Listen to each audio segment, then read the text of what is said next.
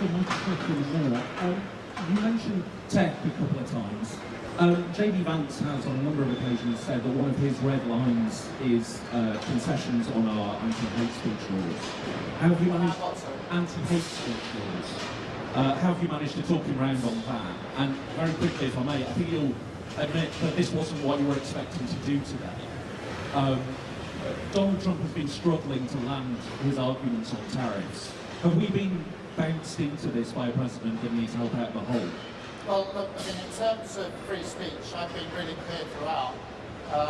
We've had free speech in this country for a very, very long time. It's one of our foundational principles of which we're all very, very proud, and that will long, long be the case. There's nothing in this deal that impinges on that in any way whatsoever.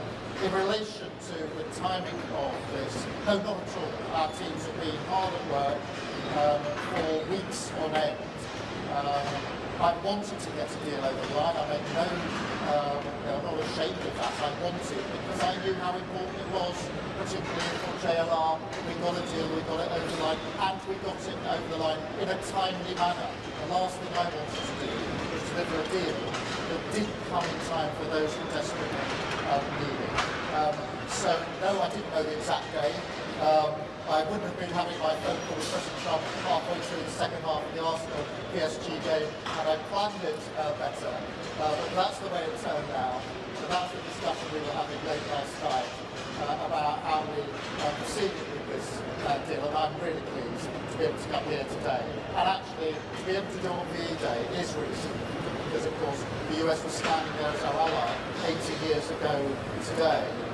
So today is an opportunity to reflect on the fact that today we stand together as allies on security and defence. Of course, there are no two countries that are closer on security and defence, but now we are trade and economy to those issues where we're the closest allies. I'm really pleased about that.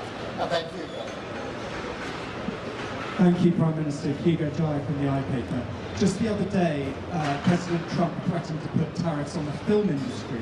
Obviously, Britain has a huge film sector. Have you asked him to take that threat off the table? What did he say? And if he hasn't taken that off the table, how are you going to stop that becoming a reality? Well, obviously there aren't any tariffs in place on film at the moment. And of course we're discussing it with the President's team. We'll take the same approach as we take on other issues, whether it's tariffs imposed, which reduce, or potential tariffs in areas like pharmaceuticals or film. We'll take the same approach because for me what matters is acting in the national interest and making sure that everything that we do is good for working people in this country. Whether it's steel and aluminium, whether it's car building, whether it's pharmaceuticals or film, we are brilliant at these things. And therefore I will act in the national interest and have those discussions on film as we've done on other issues.